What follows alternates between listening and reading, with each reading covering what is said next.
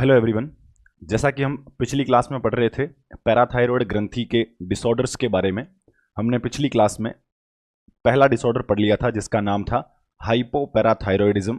Hypoparathyroidism जिसके अंतर्गत हमने ये पढ़ा कि पीटीएच हार्मोन का सीक्रेशन कम हो जाता है और पीटीएच का सीक्रेशन कम हो जाने की वजह से सीरम कैल्शियम लेवल भी कम होने लगता है और इस वजह से कई सारे लक्षण हमें देखने को मिलते हैं और साथ ही उसके मैनेजमेंट वाले एस्पेक्ट के बारे में भी हमने जिक्र किया था। आज की क्लास में हम दूसरा डिसऑर्डर डिस्कस करने वाले हैं, that is the hyper parathyroidism. नाम से ही क्लियर है, हाइपर पैराथायरॉयडिज्म मीन्स यहां पर इस बीमारी के अंतर्गत यह होने वाला है कि पीटीएच हार्मोन का सीक्रेशन जो है वह ज्यादा होने वाला है, वह इंक्रीज्ड सीक्रेशन होने वाला है। अब इंक्रीज्ड सीक्रेशन हो रहा है तो इसके पीछे संभावित कारण हम क्या मान सकते हैं, तो यहां हम डिस्कस करेंगे ईटियोलॉजी के बारे में कि किसी व्यक्ति के शरीर में पीटीएच हार्मोन का नॉर्मल से ज़्यादा मात्रा में रिलीज होने के पीछे क्या संभावित कारण हो सकता है। ईटियोलॉजी हर बार की तरह हर हार्मोन के अंदर हमने इंक्रीज्ड सीक्रेशन के पीछे एक ही संभावित कारण माना है, वही संभावित कारण यहां पर भी होने वाला है, that is adenoma of parathyroid gland. Adenoma of parathyroid gland. Adenoma शब्द का तात्पर्य हम कई बार पढ़ ही चुके हैं। एडिनोमा का मतलब हार्मोन सिक्रीटिंग ट्यूमर का बन जाना, और एडिनोमा अगर ये पैराथायरॉयड ग्रंथि के अंदर बनेगा तो बहुत सारा हार्मोन रिलीज करने वाला है और यह हार्मोन पैराथायरॉयड ग्रंथि का हार्मोन होगा जिसे हम पीटीएच के नाम से जानते हैं। तो एडिनोमा एक जिम्मेदार कारण, एक रेस्पॉन्सिबल कॉज हो सकता है।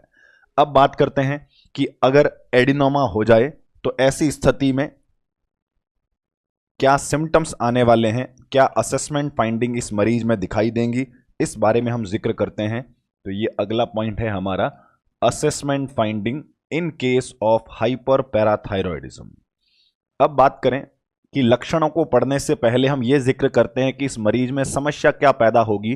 तो सिंपल सा लॉजिक है कि पैराथायरॉयड हार्मोन का फंक्शन ये था कि यह सीरम कैल्शियम लेवल को बढ़ाता है। तो अगर हार्मोन एक्सेस मात्रा में है, बहुत ज़्यादा मात्रा में है, तो उसका प्रभाव क्या पड़ेगा, तो उसका प्रभाव यही पड़ने वाला है कि सीरम कैल्शियम लेवल भी बहुत ज़्यादा मात्रा में होगा। तो यहाँ महत्वपूर्ण कॉम्प्लिकेशन या मेन समस्या जो है वह ये रहने वाली है कि पेशेंट के अंदर हाइपर कैल्सीमिया देखने को मिलेगा। Hyper calcaemia means serum calcium level का नॉर्मल से अधिक हो जाना। नॉर्मल सीरम कैल्शियम लेवल कितना होता है, 8 to 11 mg पर decilitre normal serum calcium level होता है। सिम्टम कब दिखाई देंगे, तो जब serum calcium level more than 12 mg पर डीएल हो जाएगा तब हाइपर कैल्सीमिया के लक्षण उस मरीज के शरीर के अंदर दिखाई देने लगेंगे। तो ये हो गया हमारा मेन परेशानी कि अगर पीटीएच बढ़ेगा तो समस्या क्या है, तो हाइपर कैल्सीमिया है, सीरम कैल्शियम लेवल बढ़ने लगता है और 12 से ऊपर जब पहुंचेगा तब मरीज में हमें लक्षण दिखाई देने लगेंगे। अब बात करते हैं कि मरीज में ऐसे क्या लक्षण दिखाई देंगे। तो लक्षणों की बात करें तो ये हाइपर कैल्सीमिया की वजह से लक्षण होंगे और पहला लक्षण ये है कि इस पेशेंट के अंदर हमें टेकीकार्डिया और हाइपरटेंशन देखने को मिलेगा।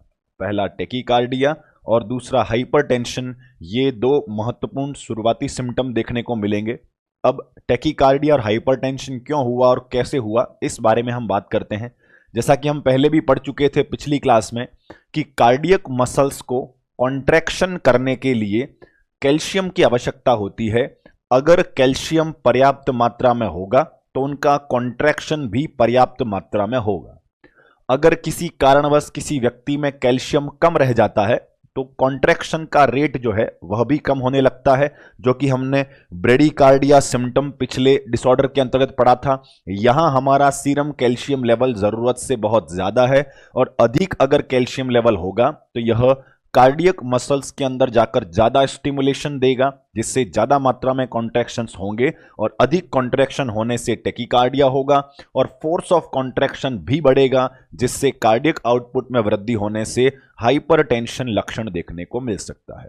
तो ये हमने शुरुआती दो सिम्टम तो लिखे कार्डियक मसल पर इन्फ्लुएंस के बारे में कि अगर हार्ट मसल्स प्रभावित होती हैं कैल्शियम से तो उन पर क्या लक्षण दिखाई देंगे। बात करते हैं कि ये लक्षण जो हैं वो कब दिखाई देने वाले हैं, तो ये लक्षण हमें तब दिखाई देंगे जब सीरम कैल्शियम लेवल 12 mg/dl से ऊपर होगा। लेकिन ये भी ध्यान दें कि अगर यही सीरम कैल्शियम लेवल जो है यह मोर देन 15 mg/dl पहुंच जाएगा तो यह टेकीकार्डिया से आगे बढ़कर डिसरिदमिया कॉज करवा सकता है।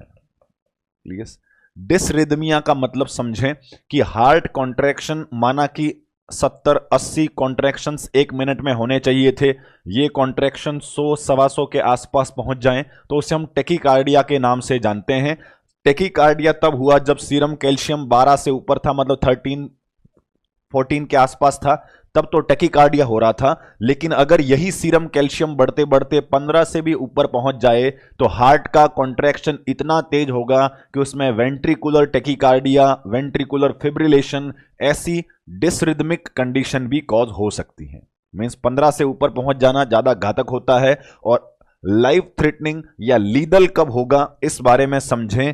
अगर serum calcium level more than 17 mg/dl पहुंच जाएगा तो यह लीदल डोज होगा या लीदल वैल्यू होगी। लीदल का मतलब जानलेवा। यहां पर जाकर हार्ट का कॉन्ट्रैक्शन इतना तेज हो जाएगा कि कार्डियक आउटपुट प्रॉपर मेंटेन नहीं हो पाएगा, हार्ट में से ब्लड नॉर्मली बह नहीं पाएगा। तो यहां मोर देन 17 mg/dl कैल्शियम का पहुंच जाना उस व्यक्ति के लिए जानलेवा मीन्स लीदल हो सकता है। मीन्स 12 से ऊपर टेकीकार्डिया, 15 से ऊपर डिसरिदमिया और 17 से ऊपर डेथ होने की संभावना हो सकती है। ये तो हो गई हार्ट के ऊपर प्रभाव। आगे बढ़ते हैं अगले सिम्टम्स के बारे में। हमारा अगला सिम्टम होने वाला है कि the nerve transmission becomes sluggish. The nerve transmission becomes sluggish. पहले तो स्लगिश शब्द का मतलब डिस्कस करते हैं, फिर यह नर्व ट्रांसमिशन स्लगिश क्यों हुआ इस बारे में भी बात करेंगे। सबसे पहला, नर्व ट्रांसमिशन स्लगिश होने का मतलब है कि न्यूरोनल ट्रांसमिशन जो है, इंफॉर्मेशन का जो ट्रांसमिशन है वो बहुत स्लो हो गया है, बहुत धीरे हो गया है, बहुत कम हो गया है, उसे हम स्लगिश बोलते हैं। तो नर्व ट्रांसमिशन बहुत स्लो हो गया। अब बात करते हैं कि नर्व ट्रांसमिशन स्लो क्यों हो गया। तो इसके लिए हमें वही लॉजिक समझना होगा कि न्यूरॉन के अंदर सोडियम चैनल का खुलना और सोडियम चैनल का बंद होना। जैसे कि मान लेते हैं हमारी फिंगर है, इसमें 1 बाय 1 अलग अलग न्यूरॉन्स हैं। माना ये पहला न्यूरॉन, फिर उसके पीछे 1 बाय 1 ऐसे न्यूरॉन लगे हुए होंगे। अब पहले इंफॉर्मेशन जो है फिंगर के ऊपर पिन चुभती है और इस पहले न्यूरॉन को मान लेते हैं कि इस पहले न्यूरॉन को स्टिमुलेशन मिलता है। स्टिमुलेशन मिलते ही तुरंत क्या होने वाला है, हमने पिछली क्लास में भी पढ़ा था, स्टिमुलेशन मिलते ही यह होगा कि इसके सोडियम चैनल जो हैं वो खुल जाएंगे। क्लियर? सोडियम चैनल का खुलना इंफॉर्मेशन के आने को दर्शाता है। क्या ये पहला न्यूरॉन जिसके सोडियम चैनल खुले हैं, जिसके पास इंफॉर्मेशन है, क्या ये खुद जाकर इंफॉर्मेशन ब्रेन को देगा या 1 बाय 1 अगले न्यूरॉन को ट्रांसफर करते हुए जाएगा? तो सही जवाब यही होगा कि 1 बाय 1 अगले न्यूरॉन को ट्रांसफर करते हुए ही जाने वाला है। अब हुआ ये कि पहले न्यूरॉन के पास इंफॉर्मेशन थी, इसे इंफॉर्मेशन दूसरे को देनी है और दूसरे को इंफॉर्मेशन मिलते ही दूसरे का भी सोडियम चैनल क्या हो जाता है, वो खुल जाता है। अब आती है बात कि कैल्शियम का इन घटनाओं में क्या योगदान है। तो हमारे कैल्शियम का योगदान ये था कि यह सोडियम चैनल के जो रास्ते हैं, जो सोडियम चैनल्स हैं, उनको बंद करवाने का काम हमारा कैल्शियम करने वाला है। क्लियर? सोडियम चैनल को बंद करना यह हमारे कैल्शियम का काम है। अब बात करते हैं कि अगर कैल्शियम नॉर्मल लेवल में होता, अगर कैल्शियम नॉर्मल लेवल में होता तो जब इंफॉर्मेशन पहले से दूसरे के पास पहुंचती तब कैल्शियम पहले वाले का दरवाजा आराम से बंद करवा देता। क्लियर? अब क्या हो रहा है कि कैल्शियम जो है वह जरूरत से बहुत ज्यादा है, तो इसका मतलब यह इंफॉर्मेशन को दूसरे के पास पहुंचने देने का इंतजार करेगा या सोडियम चैनल को बहुत जल्दी ही बंद करवा सकता है। तो जवाब यह होगा कि अगर कैल्शियम बहुत ज्यादा है तो वह जल्द से जल्द सोडियम चैनल्स को बंद करवाने लगता है, जिससे जो इंफॉर्मेशन बहुत पर्याप्त मात्रा में पहुंचनी चाहिए थी, उतनी इंफॉर्मेशन अगले को मिलने से पहले ही पहले वाले के गेट बंद हो जाएंगे।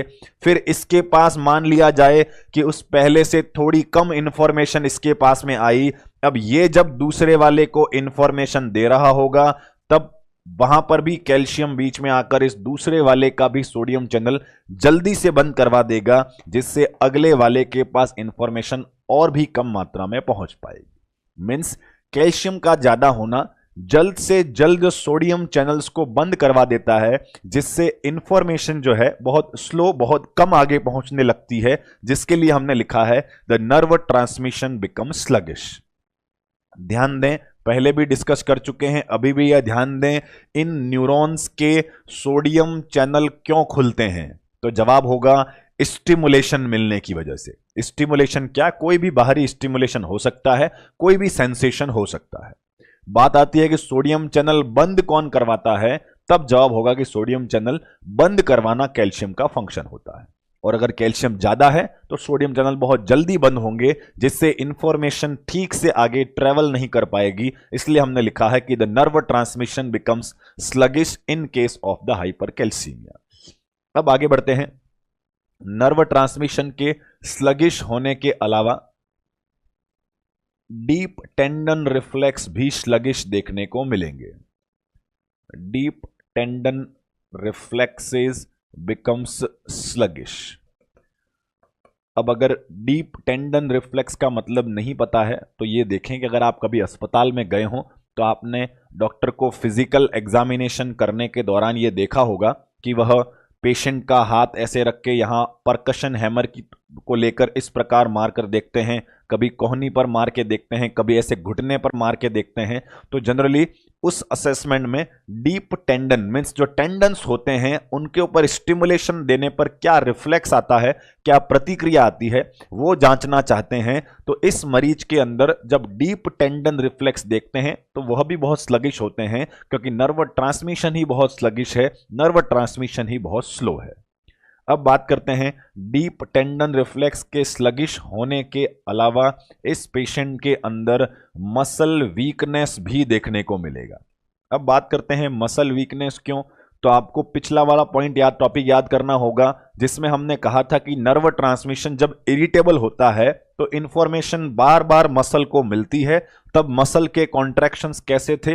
हाइपरटोनिक कॉन्ट्रैक्शंस थे, बाइटे आ रहे थे, मसल्स अकड़ जा रही थी। यहां बिल्कुल विपरीत है, कैल्शियम बहुत ज्यादा है, जिससे नर्व ट्रांसमिशन बहुत स्लो हो गया है। मान लिया कि ब्रेन ने कोई कॉन्ट्रैक्शन करवाने के लिए इंफॉर्मेशन भेजी है, मींस ब्रेन ने जानकारी भेजी कि हाथ की मसल में ऐसे कॉन्ट्रैक्शन करवाना है। अब इतना सोचें कि अगर कैल्शियम बहुत ज्यादा होगा तो क्या वो इंफॉर्मेशन पर्याप्त मात्रा में पूरी जल्दी से हाथ तक पहुंचेगी या इंफॉर्मेशन स्लो पहुंचेगी? तो जवाब यही होगा कि नर्व ट्रांसमिशन बहुत स्लगिश है तो इंफॉर्मेशन बहुत स्लो आएगी, जिससे मसल का कॉन्ट्रैक्शन भी कमजोर दिखाई देगा, इसमें मसल वीकनेस देखने को मिलेगी। अब बात करते हैं कि अगर मसल वीकनेस हो गया है, अगर मसल्स कमजोर हो गई हैं, तो फिर जीआईटी ट्रैक्ट का कॉन्ट्रैक्शन भी वीक होने वाला है। मींस जीआईटी ट्रैक्ट, इंटेस्टाइन के अंदर भी मसल्स हैं, उनका भी कॉन्ट्रैक्शन स्लो होने वाला है, जिससे इस पेशेंट के अंदर हमें कॉन्स्टिपेशन वाला लक्षण देखने को मिलता है। कौन सा लक्षण देखने को मिलेगा? कॉन्स्टिपेशन वाला लक्षण देखने को मिलेगा। कॉन्स्टिपेशन इसलिए क्योंकि पेरिस्टाल्टिक मूवमेंट भी एक मस्कुलर कॉन्ट्रैक्शन है, वह भी एक मसल का कॉन्ट्रैक्शन है। अगर यहां पर कैल्शियम अधिक है, मसल्स में अगर वीकनेस है, तो जीआईटी ट्रैक्ट भी प्रभावित होगा, जीआईटी ट्रैक्ट का कॉन्ट्रैक्शन भी थोड़ा स्लो एंड स्लगिश होगा, जिससे कॉन्स्टिपेशन वाला लक्षण मरीज में देखने को मिल सकता है। क्लियर? आगे बढ़ते हैं। कॉन्स्टिपेशन के अलावा क्या सिम्टम आ सकता है? कॉन्स्टिपेशन के अलावा इस पेशेंट के अंदर हमें पॉलीयूरिया भी देखने को मिल सकता है। क्लियर? अब पॉलीयूरिया जो सिम्टम लिखा है वो बाकी लक्षणों से थोड़ा अलग है। इसमें पीटीएच हार्मोन का डायरेक्टली कोई योगदान नहीं है। कैसे? सिंपल शब्दों में समझें। जब पीटीएच का लेवल बहुत ज्यादा था तो सीरम कैल्शियम लेवल बढ़ गया। सीरम कैल्शियम लेवल जब बहुत ज्यादा होने लगता है, जब यह 13-14 को भी पार करने लगता है, तो उस लेवल पर जाकर यह होगा कि हमारी बॉडी, हमारी किडनी जो है वह कुछ मात्रा में कैल्शियम का लॉस करने लगेगी। मीन्स सभी जानते हैं कि जब शरीर में कोई वस्तु एक्सेस होती है, जैसे कि ग्लूकोज भी हम नॉर्मल न्यूट्रिशनल इनटेक के लिए लेते हैं, एक निश्चित लेवल तक तो किडनी कभी ग्लूकोज को बाहर नहीं जाने देती है, लेकिन बहुत एक्सेस मात्रा में ग्लूकोज जब हो जाता है तब ग्लूकोज भी यूरिन के अंदर निकलने लगता है। वैसा ही लॉजिक हमारे कैल्शियम के साथ में भी होता है। कैल्शियम निश्चित रेंज में नॉर्मल वैल्यूज में जब रहता है तब तो वह कभी यूरिन में बाहर नहीं निकलता है, लेकिन जब कैल्शियम बहुत ज्यादा बढ़ने लग जाता है तब वह किडनी से बाहर निकलने लगता है, वह ग्लोमेरुलर फिल्ट्रेशन में छन कर यूरिन की तरफ जाने लगता है। अब बात आती है कि यूरिन की तरफ कैल्शियम जा रहा है तो हमने सिम्टम पॉलीयूरिया क्यों लिखा है? पॉलीयूरिया इसलिए लिखा है क्योंकि कैल्शियम एक अपनी प्रवृत्ति रखता है सोडियम जैसी। कौन सी प्रवृत्ति? सोडियम जिस प्रकार ऑस्मोटिक डायूरेटिक होता है वैसे ही कैल्शियम भी हमारा ऑस्मोटिक डायूरेटिक है। कैसे? आपने ये सुना होगा कि अगर किसी व्यक्ति के यूरिन में सोडियम जा रहा है, अगर सोडियम जाता है तो साथ में किसको लेकर जाता है? साथ में पानी को भी खींच कर ले जाता है। वैसा ही लॉजिक कैल्शियम के साथ में भी है। अगर कैल्शियम भी किडनी के अंदर छन के जा रहा है तो जाते हुए साथ में वाटर को भी लेकर जाएगा। मीन्स यूरिन में बहुत सारा कैल्शियम भी निकलेगा, साथ में बहुत सारे पानी को भी लेकर जाएगा। इस वजह से मरीज में पॉलीयूरिया देखने को मिलने वाला है।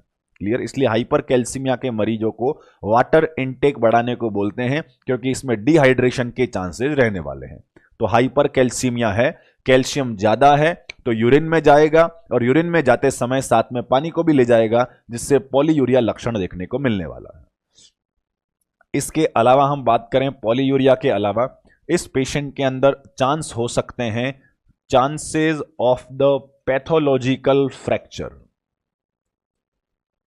Chances of the pathological fracture, और साथ ही हम ये भी लिख सकते हैं चांसेस ऑफ द ऑस्टियोपोरोसिस।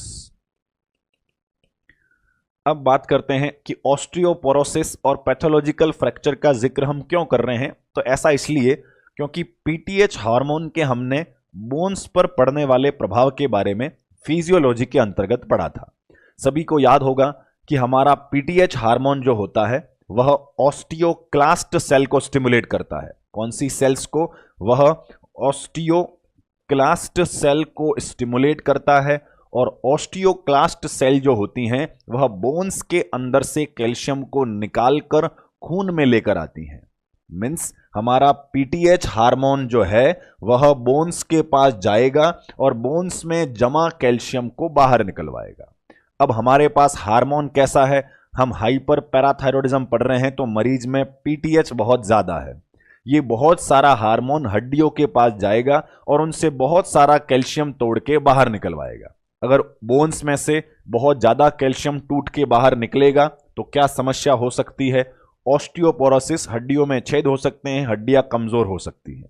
और कमजोर हड्डियों में क्या संभावना होती है? कमजोर हड्डियों में फ्रैक्चर होने की संभावना है। मींस पैथोलॉजिकल फ्रैक्चर हो सकता है। छोटा मोटा पैर ही मुड़ गया था, उसमें हड्डी टूट गई, जरा सा जमीन पर थोड़ा गिर गए, हाथ नीचे आ गया, तब भी हाथ टूट गया। इस प्रकार पैथोलॉजिकल फ्रैक्चर भी दिखाई देने की संभावना है।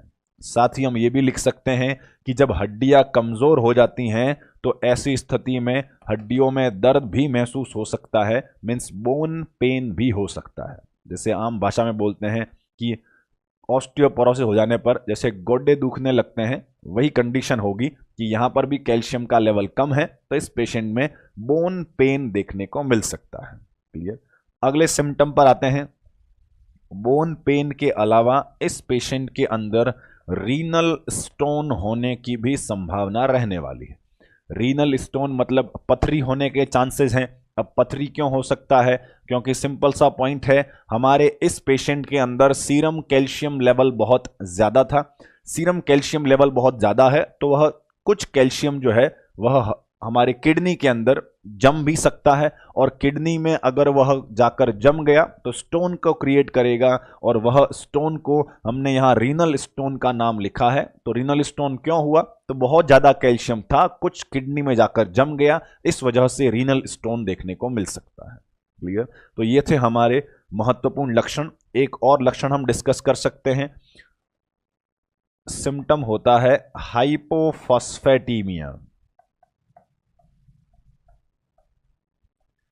अब हाइपोफॉस्फेटीमिया हमने लिखा, पहले हाइपोफॉस्फेटीमिया का मतलब समझें। हाइपोफॉस्फेटीमिया मतलब खून के अंदर फॉस्फेट का लेवल कम हो जाना। अब खून में फॉस्फेट का लेवल कम कैसे हो गया, तो उसके पीछे ये लॉजिक समझना होगा कि हमारा ब्लड के अंदर ये दो मिनरल्स जो होते हैं ये अपने आप में बिल्कुल एंटागोनिस्ट होते हैं। कौन कौन से? कैल्शियम और फॉस्फेट। एंटागोनिस्ट से तात्पर्य यह है कि इन दोनों की सीरम कंसंट्रेशन जो है एक दूसरे के विपरीत चलती है।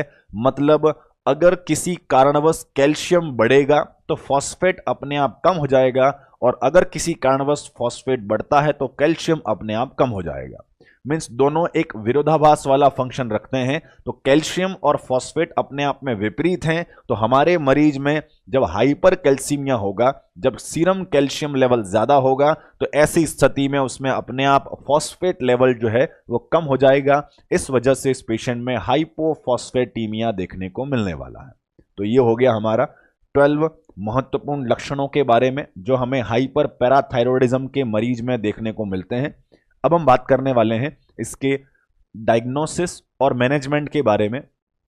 डायग्नोसिस का वही आसान तरीका है कि हम ब्लड के अंदर खून की ब्लड का सैंपल लेकर जांच करवाकर उसमें कैल्शियम की मात्रा को देख सकते हैं, और साथ ही साथ हार्मोन के लेवल की भी जांच करवाकर हम इस बीमारी का पता लगा सकते हैं कि हार्मोन का लेवल ज्यादा है या नहीं है, सीरम कैल्शियम लेवल कितना है, इस आधार पर हम अनुमान लगा सकते हैं।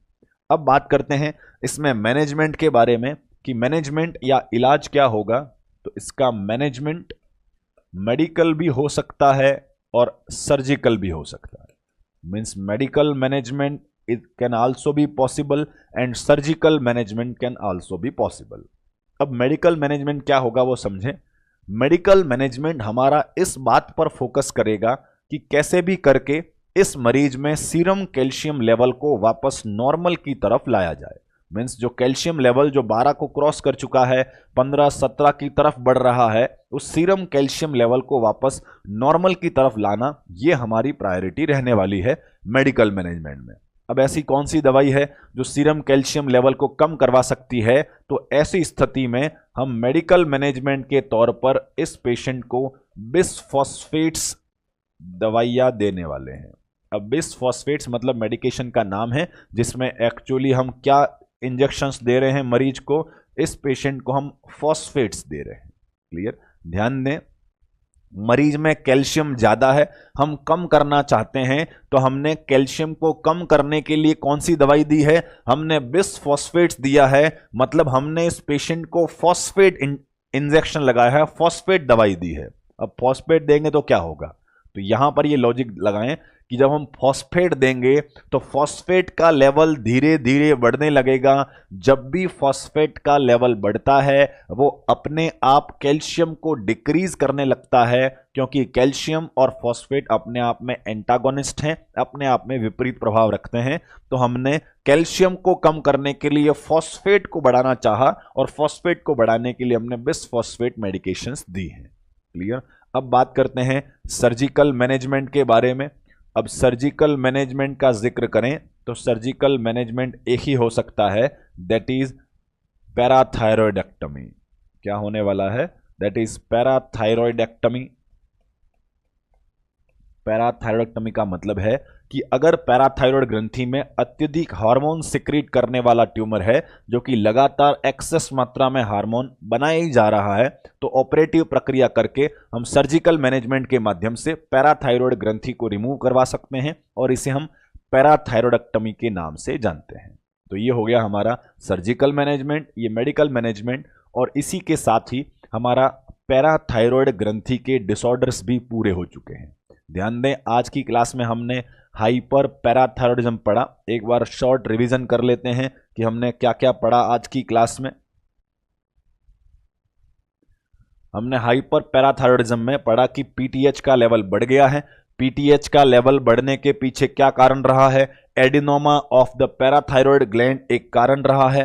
फिर हमने पढ़ा कि असेसमेंट फाइंडिंग क्या आएंगे। असेसमेंट फाइंडिंग इस वजह से आने वाले हैं क्योंकि पीटीएच का लेवल जब बढ़ता है तो यह सीरम कैल्शियम लेवल को बढ़ाता है। सीरम कैल्शियम लेवल 8 से 11 नॉर्मल है और 12 से ऊपर जाने पर लक्षण दिखाई देने वाले हैं। नॉर्मली हार्ट की मसल का कॉन्ट्रैक्शन कैल्शियम के प्रभाव में बढ़ता है, तो यहां कैल्शियम अगर बहुत ज्यादा है तो कॉन्ट्रैक्शन भी बहुत ज्यादा होंगे, जिससे टैकीकार्डिया और हाइपरटेंशन वाला लक्षण दिखाई देने वाला है।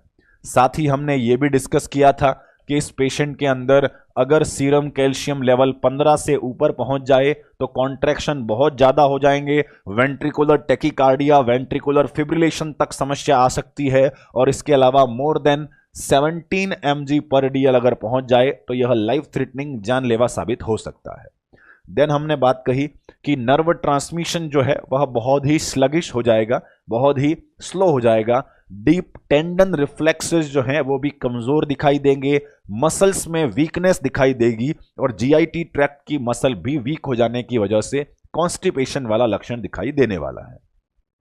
देन हमने आगे पढ़ा कि इस पेशेंट में जब सीरम कैल्शियम लेवल बहुत बढ़ने लगता है तो वह किडनी के अंदर छन के यूरिन में निकलने लगता है, और यूरिन में जब कैल्शियम जाएगा तो साथ में वाटर को भी लेकर जाएगा, जिस वजह से पॉलीयूरिया सिम्टम हमें दिखाई देने वाला है।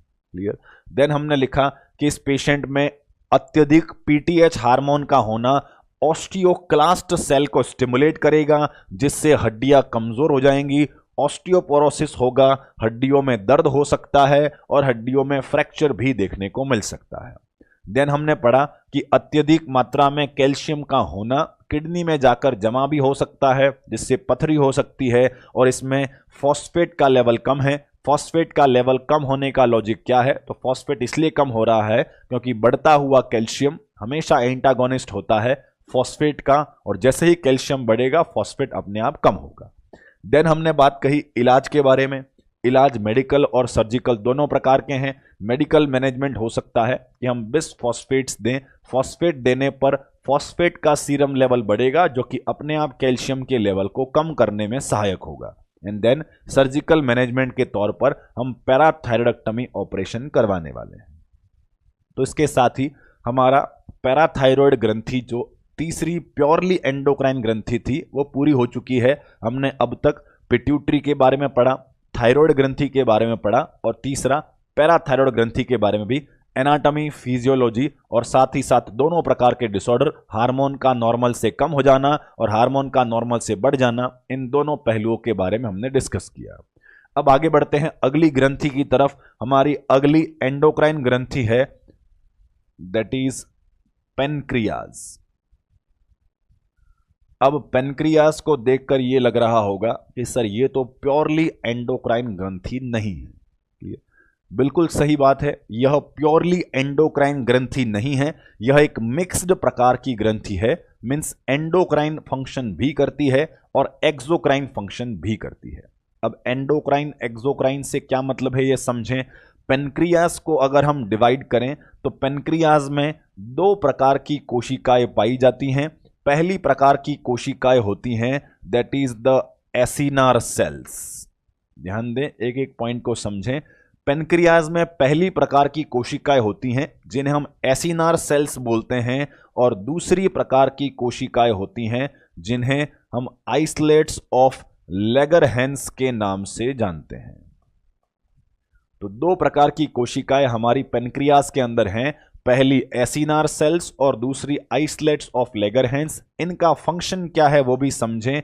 एसिनार सेल्स जो होती हैं वह लगभग 99% पूरी पेनक्रियाज में पाई जाती हैं, और पूरी पेनक्रियाज में लगभग 1% जो हैं वो यह आइसलेट्स ऑफ लेगरहैंस कोशिकाएं पाई जाने वाली है। मतलब ज्यादा मात्रा में तो कौन सी होती हैं? लगभग 99% तो एसिनार सेल्स भरी हुई हैं, और लगभग 1% जो है वह आइसलेट्स ऑफ लेगरहैंस कोशिकाएं भरी हुई हैं। अब ये एसिनार सेल्स करती क्या हैं? तो ये एसिनार सेल्स जो होती हैं वह पेनक्रियाटिक जूस का निर्माण करती हैं। किसका निर्माण करेंगी? Pancreatic juice. क्या काम आता है? तो पेनक्रियाटिक जूस जो होता है वह भोजन को पचाने में, फूड डाइजेशन के अंदर काम आने वाला है। तो यहां एसिनार सेल्स जिन्होंने पेनक्रियाटिक जूस बनाया, पेनक्रियाटिक जूस किसके अंदर प्रवाहित होगा? सीधा ब्लड में जाएगा या जीआईटी ट्रैक्ट में जाएगा? तो जवाब ये होगा कि पेनक्रियाटिक जूस जो है वो पेनक्रियाटिक डक्ट में जाकर बहेगा, और पेनक्रियाटिक डक्ट से होता हुआ कॉमन बाइल डक्ट में मिलेगा और कॉमन बाइल डक्ट से होते हुए वह ड्यूडेनम के अंदर रिलीज होगा, मींस जीआईटी ट्रैक्ट में एंटर करेगा। अब आती है बात, हमने एंडोक्राइन जब पढ़ना शुरू किया तभी कहा था कि डक्ट वाली ग्रंथियां तो एक्सोक्राइन कहलाती हैं और बिना डक्ट वाली जो सीधा सिक्रीशन खून में रिलीज करती हैं उन्हें हम एंडोक्राइन ग्रंथियां बोलते हैं। तो अगर पूछ लिया जाए आपसे कि इस पेनक्रियास के अंदर पाई जाने वाली एसिनार सेल्स जो होती हैं वह एंडोक्राइन है या एक्सोक्राइन है, तो जवाब होना चाहिए कि एसिनार सेल्स जो हैं वह एक प्रकार का एक्सोक्राइन हिस्सा है। कौन सा हिस्सा होने वाला है? एक्सोक्राइन है। और आइसलेट्स ऑफ लेगरहेंस जो केवल 1% हिस्सा है वो कौन सा होने वाला है? ये होता है एंडोक्राइन। अब एंडोक्राइन को पढ़ते हैं इससे पहले एक्सोक्राइन वाले बिंदु सभी क्लियर हो गए होंगे। सेल का नाम क्या है? एसिनार। कितने प्रतिशत हैं? लगभग 99%। क्या बनाती हैं? पेनक्रियाटिक जूस बनाती हैं। किस में बहेगा? पेनक्रियाटिक डक्ट में बहेगा। और काम क्या आएगा? तो डाइजेशन ऑफ फूड का काम ये करने वाला है। तो ध्यान रखें कि पेनक्रियाटिक जूस क्या काम आ रहा है? यह digestion of food, food digestion में काम आने वाला है। अब बात करते हैं आइसलेट्स ऑफ लेगरहेंस के बारे में। आइसलेट्स ऑफ लेगरहेंस लगभग 1% होती हैं और यह अलग अलग हार्मोन्स का निर्माण करती हैं। ये क्या बनाने वाली हैं?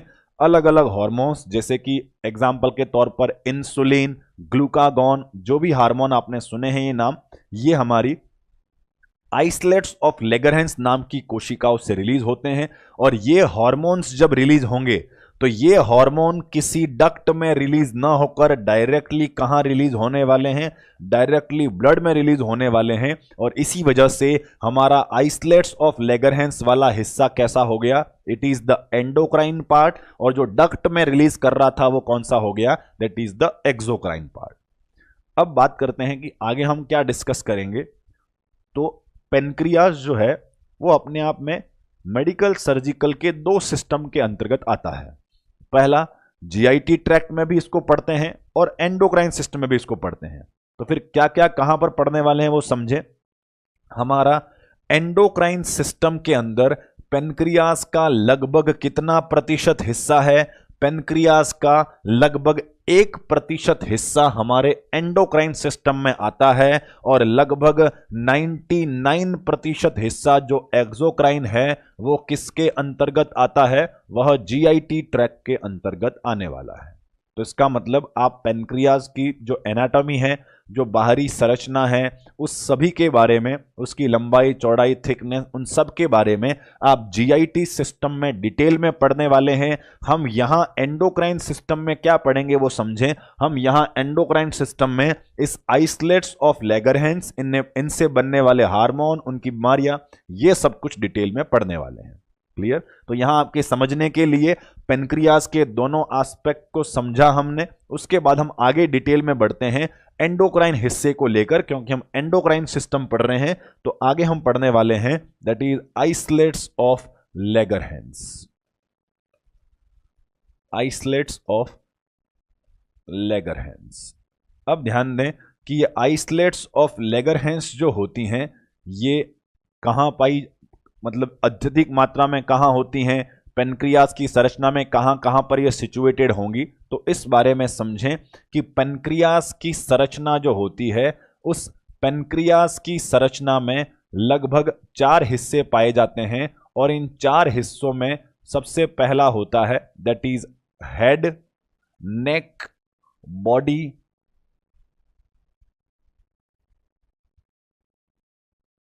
Head, neck, body and tell.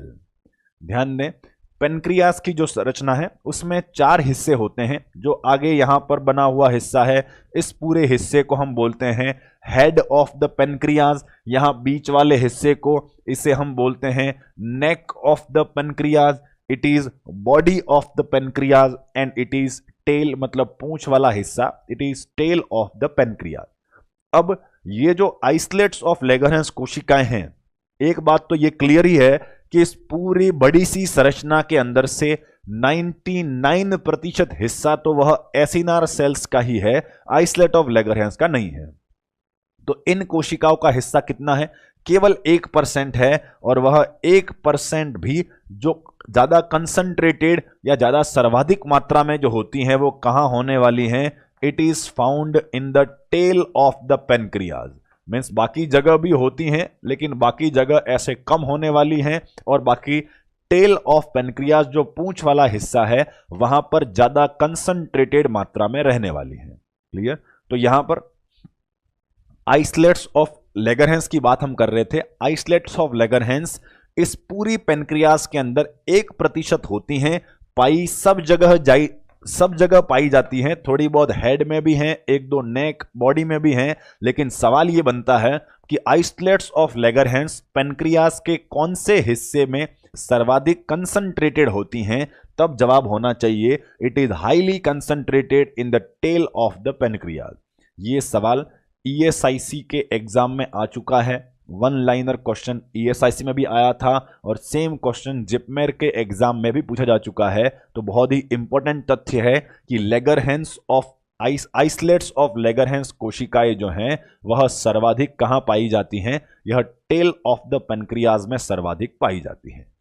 दूसरा इंपॉर्टेंट तथ्य कि जो पूरी पेनक्रियाज की स्ट्रक्चर है, क्या पेनक्रियाज में कभी कैंसर होता है?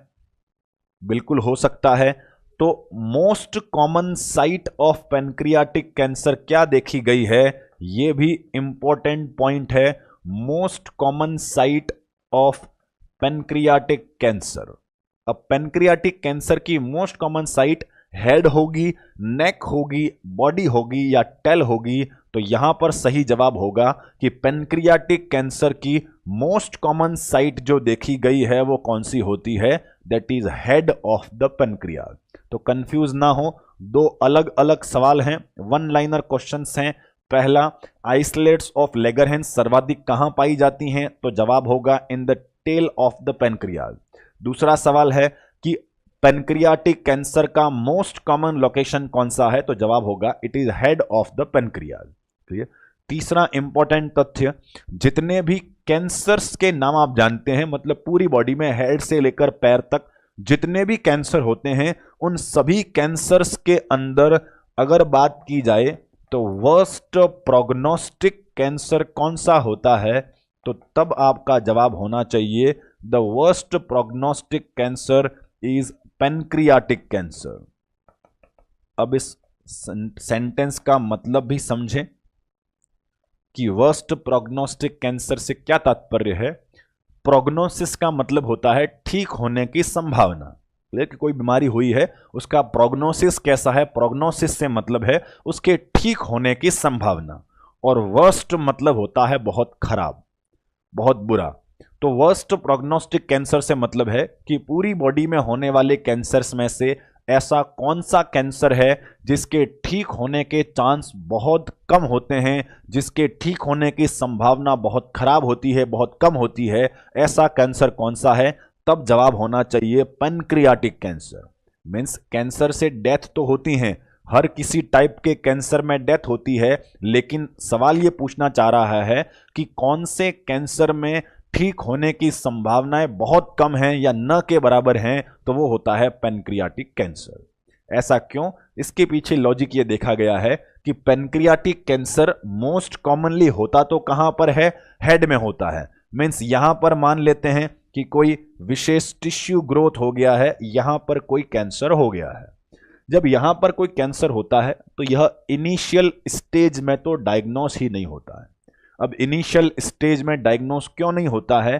क्योंकि यहां आपकी बॉडी के अंदर से ऐसे पेनक्रियाटिक डक्ट जा रही होती है। ध्यान दें, हमारी बॉडी के अंदर से ऐसे पेनक्रियाटिक डक्ट गुजर रही है, और इस पेनक्रियाटिक डक्ट के अंदर हमारा पेनक्रियाटिक जूस ऐसे बहता हुआ आगे की तरफ जाने वाला है। क्लियर? अब हुआ ये कि जब शुरुआत में कैंसर मोस्ट कॉमनली हेड में होता है, जब हेड में कैंसर होगा तो यह शुरुआती स्टेज में डायग्नोस इसलिए नहीं होगा क्योंकि इस पेशेंट को शुरुआत में कोई समस्या महसूस ही नहीं होगी। क्या यहां पर कैंसर हुआ है तो पेनक्रियाटिक डक्ट बंद हो जाएगी? क्या पेनक्रियाटिक जूस आना बंद हो जाएगा? तो नहीं होने वाला है, क्योंकि अभी यहां ट्यूमर हुआ है, उसने डक्ट को अभी तक ब्लॉक किया, उसको कंप्रेस नहीं किया है। शुरुआत में डायग्नोस नहीं हुआ, फिर धीरे धीरे लगातार ट्यूमर की साइज बढ़ती गई और इस बढ़ते हुए ट्यूमर ने अब जाकर आपके पेनक्रियाटिक डक्ट के ऊपर दबाव डाला है और पेनक्रियाटिक डक्ट को बंद कर दिया है। तब जाके मरीज में कुछ लक्षण दिखाई देने लगते हैं, तब मरीज अस्पताल पहुंचता है। जब डायग्नोसिस होता है तब कैंसर अपना काफी विकराल रूप ले चुका होगा। इस वजह से पेनक्रियाटिक कैंसर ट्रीटमेंट के केस में ठीक होने की संभावनाओं को देखें तो बहुत वर्स्ट प्रोग्नोस्टिक होते हैं, बहुत कम संभावनाएं होती हैं इनके ठीक होने की। तो ये सवाल भी, ये जो तीसरा तथ्य हमने डिस्कस किया वर्स्ट प्रोग्नोस्टिक कैंसर के बारे में, ये सवाल भी GMCH चंडीगढ़ के एग्जाम के अंदर पूछा जा चुका है कि निम्न में से कौन सा कैंसर वर्स्ट प्रोग्नोस्टिक होता है। तो वहां आप ब्रेस्ट कैंसर, लंग्स कैंसर ऐसा आंसर नहीं करने वाले हैं, वहां पर हमारा जवाब होगा that is the pancreatic cancer. तो आगे हम आइसलेट्स ऑफ लेगरहैंस को पढ़ना शुरू करें उससे पहले ही 3 महत्वपूर्ण सवाल हमने पढ़ लिए जो कि अब तक एग्जामों में आ चुके हैं। पहला, आइसलेट्स ऑफ लेगरहैंस सर्वाधिक कहां होती हैं? टेल में। Most common site of pancreatic cancer क्या है? That is head of pancreas. और वर्स्ट प्रोग्नोस्टिक कैंसर कौन सा होता है? तो वो होगा पेनक्रियाटिक कैंसर। आगे बढ़ते हैं। ये जो हमारी आइसलेट्स ऑफ लेगरहैंस कोशिकाएं थी, इन कोशिकाओं में 4 प्रकार की अलग अलग सेल्स पाई जाती हैं। मीन्स अगर हम बात करें टाइप्स ऑफ आइसलेट्स ऑफ लेगरहैंस के बारे में, टाइप्स ऑफ आइसलेट्स ऑफ लेगरहैंस के बारे में, तो कितने प्रकार की कोशिकाएं होती हैं? हमारी 4 प्रकार की कोशिकाएं पाई जाती हैं।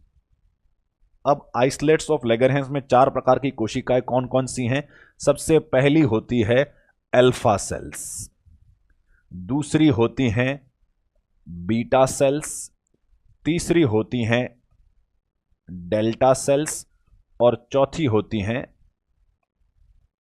F sales. तो ध्यान दें, जो 1% कोशिकाएं थी जिसे हमने आइसलेट्स ऑफ लेगरहैंस कहा था, उन आइसलेट्स ऑफ लेगरहैंस के अंदर भी 4 अलग अलग प्रकार की विशेष कोशिकाएं देखी गई हैं। पहली अल्फा सेल्स, दूसरी बीटा सेल्स, तीसरी डेल्टा सेल और चौथी एफ सेल। इन चारों सेल्स का अलग अलग फंक्शन होता है। ये चारों ही सेल्स सिक्रीटरी प्रवृत्ति की होती हैं। सिक्रीटरी प्रवृत्ति का मतलब कुछ न कुछ सिक्रीशंस रिलीज करती हैं, अलग अलग हार्मोन्स को बनाती हैं। अल्फा सेल की बात करें तो अल्फा सेल जो होती है वह ग्लूकागॉन का निर्माण करता है। बीटा सेल जो होती हैं वह इंसुलिन का निर्माण करती हैं। डेल्टा सेल जो हैं वह सोमेटोस्टेटिन हार्मोन का निर्माण करती हैं। और एफ सेल जो होती हैं यह पेनक्रियाटिक पॉलीपेप्टाइड का निर्माण करती हैं। तो यहां हमने 4 प्रकार की आइसलेट्स ऑफ लेगरहैंस कोशिकाओं का नाम भी डिस्कस किया और इन चारों से निकलने वाले हार्मोन्स का नाम हमने लिखा है। पहली अल्फा क्या बनाती हैं? ग्लूकागॉन नाम का हार्मोन बनाती हैं। बीटा सेल क्या बनाती हैं? यह इंसुलिन का निर्माण करती हैं। डेल्टा सेल क्या बनाती हैं? यह सोमेटोस्टेटिन का निर्माण करती हैं। और एफ सेल पेनक्रियाटिक पॉलीपेप्टाइड का निर्माण करती हैं।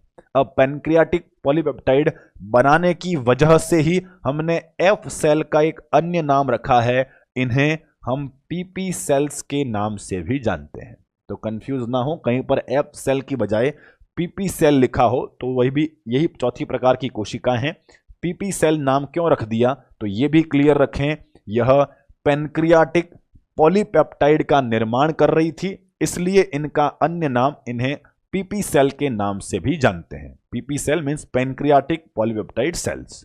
तो ये थी हमारी 4 प्रकार की आइसलेट्स ऑफ लेगरहैंस कोशिकाओं के बारे में और उनके हार्मोन के बारे में। आगे हम क्या पढ़ेंगे वो डिस्कस करते हैं। आगे हम इन सभी एक एक हार्मोन का फंक्शन डिस्कस करने वाले हैं, फिजियोलॉजी पढ़ने वाले हैं कि ये जो हार्मोन इन अलग अलग कोशिकाओं से निकलकर जब खून में रिलीज होते हैं तो वह खून में जाकर, ब्लड में जाकर क्या फंक्शन दिखाते हैं, क्या काम करने वाले हैं, इस बारे में हम डिस्कशन करने वाले हैं। क्लियर? तो आगे बढ़ते हैं। हम सबसे पहले बात करेंगे फंक्शन ऑफ द ग्लूकागॉन के बारे में। ग्लूकागॉन सबसे पहले हार्मोन का फंक्शन हम डिस्कस करते हैं। महत्वपूर्ण जानकारी, नाम से ही क्लियर है, ग्लूकागॉन मतलब अफेक्ट किसको करता होगा, ग्लूकोज को तो अफेक्ट करता ही होगा। साथ ही साथ यह अन्य न्यूट्रिएंट्स के मेटाबॉलिज्म को भी प्रभावित करता है। हम डिटेल्ड इसका फंक्शन पढ़ें उससे पहले एक सामान्य सा सवाल आपके लिए। सवाल यह है कि ग्लूकागॉन और इंसुलिन अपने आप में एगोनिस्ट रहेंगे या एंटागोनिस्ट रहेंगे। इंसुलिन ग्लूकागॉन कौन सा, इन दोनों का हम जिक्र कर रहे हैं कि ये ग्लूकागॉन और इंसुलिन जो हैं ये दोनों अपने आप में एगोनिस्ट होंगे या एंटागोनिस्ट, मीन्स दोनों सेम प्रभाव दिखाते होंगे या विपरीत प्रभाव दिखाते होंगे। तो ये तथ्य याद रखना है, this both hormone are antagonist. Antagonist मतलब दोनों विपरीत प्रभाव रखते हैं। इंसुलिन का प्रभाव तो याद ही होगा, हम शुरू से ही कहते आए हैं कि शरीर में एकमात्र हार्मोन इंसुलिन ही ऐसा हार्मोन है जो कि सीरम ग्लूकोज लेवल को कम करवा सकता है, मीन्स ब्लड में ग्लूकोज के लेवल को मेंटेन कर सकता है, ऐसा एकमात्र हार्मोन इंसुलिन ही है। तो इसका मतलब ग्लूकागॉन क्या करता होगा, ग्लूकागॉन ब्लड ग्लूकोज लेवल को बढ़ाता है। अब बात करते हैं कि दोनों एंटागोनिस्ट हैं, ये तथ्य हमने समझ लिया। अब बात करते हैं इसके फंक्शन के बारे में। तो इसका फंक्शन होता है इट अफेक्ट द मेटाबॉलिज्म, यह मेटाबॉलिज्म को प्रभावित करता है। मेटाबॉलिज्म अगर प्रभावित हो रहा है तो सभी न्यूट्रिएंट्स को प्रभावित करेगा। अब बात करते हैं पहला, यह प्रोटीन मेटाबॉलिज्म पर क्या प्रभाव डालता है। प्रोटीन के बाद हम बात करेंगे फैट मेटाबॉलिज्म और साथ ही साथ हम बात करेंगे कार्बोहाइड्रेट मेटाबॉलिज्म पर भी पड़ने वाले प्रभाव के बारे में। मींस फैट, कार्बोहाइड्रेट, प्रोटीन, तीनों के मेटाबॉलिज्म को हमारा ग्लूकागॉन हार्मोन प्रभावित करता है। अब पहला, प्रोटीन के ऊपर इसका प्रभाव होगा कि यह प्रोटीन के ब्रेकडाउन को बढ़ावा देता है। किसको बढ़ावा देगा, प्रोटीन के ब्रेकडाउन को बढ़ावा देगा। अगर प्रोटीन का ब्रेकडाउन होगा तो उससे क्या सिंथेसाइज होने वाला है, उससे अमाइनो एसिड्स बनने वाले हैं। इसका मतलब ग्लूकागॉन हार्मोन क्या करता है, ग्लूकागॉन हार्मोन प्रोटीन को तोड़ता है और उसे अमाइनो एसिड्स में कन्वर्ट कर देता है। क्लियर। बात करते हैं फैट मेटाबॉलिज्म पर प्रभाव के बारे में। हमारा ग्लूकागॉन हार्मोन फैट का भी ब्रेकडाउन ही करवाता है, और अगर फैट का भी ब्रेकडाउन करवाएगा तो फैट ब्रेकडाउन से क्या बनने वाला है, इससे फैटी एसिड्स का निर्माण होने वाला है। तो अब ध्यान दें, प्रोटीन और फैट दोनों पर लगभग सेम सा प्रभाव हमारा ग्लूकागॉन रखता है। प्रोटीन का भी ब्रेकडाउन को बढ़ा दिया और फैट के भी ब्रेकडाउन को बढ़ा दिया। प्रोटीन का ब्रेकडाउन हुआ तो खून में बहुत सारा अमाइनो एसिड बन गया, और फैट का अगर ब्रेकडाउन हुआ तो ब्लड में बहुत सारा फैटी एसिड बनने लगता है। अब बात करते हैं तीसरे पॉइंट के बारे में कि यह कार्बोहाइड्रेट मेटाबॉलिज्म पर क्या प्रभाव डालेगा। तो कार्बोहाइड्रेट का मतलब होता है, हम यहां सीधे तौर पर किसका जिक्र कर रहे हैं, कार्बोहाइड्रेट मतलब हम ग्लूकोज का जिक्र कर रहे हैं। तो ग्लूकोज पर क्या प्रभाव पड़ेगा, अभी शुरू में ही हमने कहा कि यह इंसुलिन का एंटागोनिस्ट है। इसका मतलब इंसुलिन जहां सीरम ग्लूकोज लेवल को कम करवाता है, तो ये हमारा ग्लूकागॉन हार्मोन कार्बोहाइड्रेट मतलब सीरम ग्लूकोज को क्या करवाता होगा, बढ़वाता है। अब आती है बात कि ग्लूकागॉन ब्लड में ऐसा क्या करता है कि वह ब्लड ग्लूकोज लेवल को बढ़ा देता है या सीरम ग्लूकोज लेवल को बढ़ा देता है। तो यहां हम डिस्कस करते हैं कि यह तीन अलग अलग मैकेनिज्म्स के माध्यम से, तीन अलग अलग प्रक्रियाओं के माध्यम से सीरम ग्लूकोज लेवल को बढ़वाता है। कौन कौन सी, सबसे पहला तो ये ग्लूकागॉन ये करता है कि it increases absorption of glucose from the GIT. It increases the absorption of glucose from the GIT. इसका तात्पर्य यह है कि हमारा ग्लूकागॉन हार्मोन जो है यह जीआईटी ट्रैक के अंदर, हमारे इंटेस्टाइनल ट्रैक के अंदर जो भी फूड इनटेक आ रहा है उनमें प्रेजेंट होने वाले ग्लूकोज का एब्जॉर्प्शन को बढ़ाता है। एब्जॉर्प्शन बढ़ेगा तो वो ग्लूकोज कहां आएगा, ब्लड में आएगा, और ब्लड में ग्लूकोज आएगा तो ग्लूकोज की मात्रा कैसी हो जाएगी, बढ़ जाएगी। तो पहला तो काम ये हो गया। इसका दूसरा काम ये होता है कि यह इट इंक्रीजेस द ग्लाइकोजीनोलाइसिस, यह ग्लाइकोजीनोलाइसिस को बढ़ाता है। अब ग्लाइकोजीनोलाइसिस का तात्पर्य क्या है, हम इन अलग अलग 4 टर्म के बारे में पहले भी पढ़ चुके हैं। एक होता है ग्लाइकोलाइसिस, दूसरा ग्लाइकोजेनेसिस, तीसरा ग्लाइकोजीनोलाइसिस और चौथा ग्लूकोनियोजेनेसिस। उम्मीद है आप सभी को याद ही होगा। नहीं याद है तो कॉपी में नोट्स खोलकर वापस से देख ले, जब हमने शुरुआत में इन 4 पॉइंट्स के बारे में डिस्कस किया था। यहां पर हमने लिखा है कि हमारा ग्लूकागोन हार्मोन जो है वह ग्लाइकोजीनोलाइसिस को बढ़ाता है। अगर तात्पर्य नहीं पता है तो हम इस पॉइंट को डिस्कस करते हैं। यहां पर लिखा है लाइसिस, लाइसिस का मतलब ब्रेकडाउन, ब्रेकडाउन किसका, ग्लाइकोजन का। तो फिर ग्लाइकोजन क्या है, ग्लाइकोजन एक stored form of the glucose होता है। जब हमारे खून में ग्लूकोज अधिक है, हमें को जरूरत नहीं है, काम में नहीं आ रहा है, तो हमारा शरीर उस एक्स्ट्रा ग्लूकोज को टिश्यूज के अंदर जमा रखता है और वो जमा जिस बंडल के रूप में रहता है उसे हम ग्लाइकोजन के नाम से जानते हैं। हमारा यह हार्मोन जो ग्लूकागोन है वह उस जमा ग्लाइकोजन का ब्रेकडाउन करने लगता है। अगर ग्लाइकोजन टूटेगा तो वापस किस में कन्वर्ट होगा, वह वापस ग्लूकोज में कन्वर्ट होगा।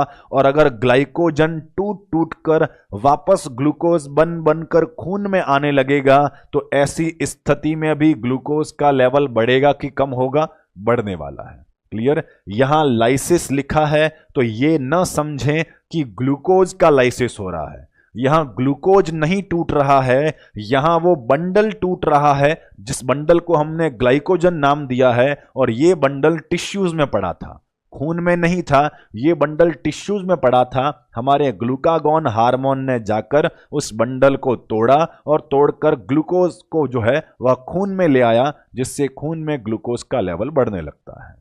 और इसका तीसरा महत्वपूर्ण फंक्शन ये होता है, तीसरा इंपॉर्टेंट फंक्शन ये होगा कि it also increases the gluconeogenesis.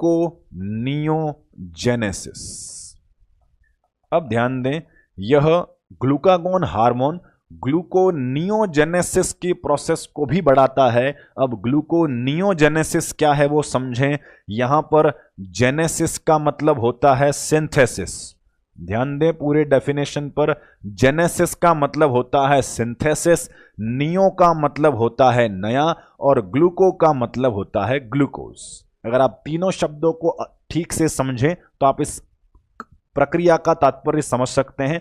ग्लूको का मतलब ग्लूकोज, नियो का मतलब नया और जेनेसिस का मतलब सिंथेसिस होना। तो इसका मतलब नॉन कार्बोहाइड्रेट सब्सटेंसेस से कार्बोहाइड्रेट का निर्माण होना, नए ग्लूकोज का निर्माण होना, इसे हम ग्लूकोनियोजेनेसिस के नाम से जानते हैं। अब बात करते हैं कि ये जो ग्लूकोनियोजेनेसिस प्रक्रिया होगी, नया ग्लूकोज जो बनेगा वो किस वस्तु का इस्तेमाल करके बनेगा। तो ये नया ग्लूकोज जो होता है वह अमाइनो एसिड और फैटी एसिड का इस्तेमाल करके ग्लूकोज का निर्माण किया जाता है। किस किस का इस्तेमाल करके, अमाइनो एसिड और फैटी एसिड का इस्तेमाल करके क्या बनाया जाएगा, उससे ग्लूकोज बनाया जाएगा। इसका मतलब इन नॉन कार्बोहाइड्रेट सब्सटेंस का इस्तेमाल करके नया ग्लूकोज को सिंथेसाइज करने की प्रक्रिया को ही हमने ग्लूकोनियोजेनेसिस का नाम दिया है। क्लियर, तो ये थे हमारे 3 प्रकार के फंक्शंस। ग्लूकोनियोजेनेसिस, नया ग्लूकोज अगर बनेगा तो वह सीरम ग्लूकोज लेवल के वैल्यू को बढ़ाने वाला है। अब ये भी तथ्य क्लियर कर लें कि अगर हम ये कह रहे हैं कि हमारा ग्लूकागोन अमाइनो एसिड और फैटी एसिड का इस्तेमाल करके ग्लूकोज बनाता है, तो क्या अमाइनो एसिड और फैटी एसिड खून में खत्म नहीं हो जाएंगे? तो इसके लिए हमारा पिछला पॉइंट भी याद रख लें। हमने कहा था कि ग्लूकागोन हमारे खून के अंदर जाकर इस अमाइन प्रोटीन को और फैट को ब्रेक डाउन करके लगातार खून के अंदर अमाइनो एसिड और फैटी एसिड को लेकर आ रहा है। और इन दोनों का इस्तेमाल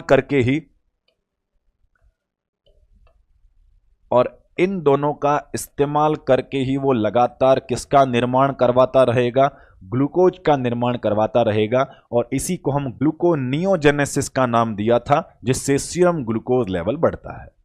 तो ओवरऑल तरीके से इतना पता रखें कि जो हमने अब तक डिस्कस किया ग्लूकागॉन के फंक्शन के बारे में, 3 अलग अलग फंक्शन, प्रोटीन पर, फैट पर और कार्बोहाइड्रेट पर। क्या क्या फंक्शन? प्रोटीन का ब्रेकडाउन, फैट का भी ब्रेकडाउन। इन दोनों के टूटने से क्या बनेगा? इन दोनों के टूटने से अमाइनो एसिड और फैटी एसिड बनेंगे। क्या ये खून में बढ़ने लगेंगे, खून में इकट्ठा होने लगेंगे? तो इकट्ठा नहीं होंगे। क्यों नहीं होंगे? इन दोनों के टूटने से जो पदार्थ बन रहे हैं उनका इस्तेमाल करके क्या बना देना है? तीसरा प्रोडक्ट बना देना है, और तीसरा प्रोडक्ट क्या रहेगा? ग्लूकोज। मींस प्रोटीन का ब्रेकडाउन, फैट का ब्रेकडाउन, लेकिन कार्बोहाइड्रेट का लेवल बढ़वाना, ग्लूकोज का लेवल बढ़वाना। ग्लूकोज का लेवल बढ़वाने के लिए जो तीनों फंक्शंस थे वो हमने लिखे। यह जीआईटी से भी ग्लूकोज को खींचकर लाने मदद करता है, टिश्यूज में जमा ग्लूकोज को भी तोड़ तोड़ कर लाने मदद करता है, और नॉन कार्बोहाइड्रेट सब्सटेंस से नया ग्लूकोज प्रोड्यूस करने में भी सहायक होता है। और इन तीनों फंक्शंस के प्रभाव से सीरम ग्लूकोज लेवल जो है वह बढ़ने लगता है, और यह हो गया हमारा फंक्शन ऑफ द ग्लूकागॉन। अब हम आगे इंसुलिन, सोमेटोस्टेटिन और पैंक्रियाटिक पॉलीपेप्टाइड, जो हमारे 3 अन्य हार्मोन्स बचे हुए हैं, उनका भी डिस्कशन करने वाले हैं। ध्यान दें, आज हमने क्या क्या पढ़ा? आइसलेट्स ऑफ लेगरहैंस हम डिटेल में पढ़ रहे थे। इसमें हमने 3 पॉइंट पढ़ लिए थे। हाईएस्ट कंसंट्रेशन टेल में, most common site of cancer head of pancreas, और वर्स्ट प्रोग्नोस्टिक कैंसर जो है वो पैंक्रियाटिक था। 4 प्रकार की सेल्स हमने पढ़ी, ग्लूकागॉन, इंसुलिन, सोमेटोस्टेटिन और पैंक्रियाटिक पॉलीपेप्टाइड। ये चारों प्रकार के हार्मोन इन चारों प्रकार की कोशिकाओं से रिलीज होते हैं। फिर हमने पढ़ना शुरू किया था पहले प्रकार के हार्मोन के फंक्शन के बारे में। ग्लूकागॉन का तीनों न्यूट्रिएंट्स के मेटाबॉलिज्म पर प्रभाव हमने पढ़ा। आज के लिए इतना ही। हम नेक्स्ट क्लास के अंदर रिमेनिंग जो सेल्स थी हमारी, beta cell, delta cell, F cell, और उनसे बनने वाले जो हार्मोन थे, इंसुलिन, सोमेटोस्टेटिन, पैंक्रियाटिक पॉलीपेप्टाइड, इन सब के बारे में भी डिटेल में पढ़ने वाले हैं। धन्यवाद।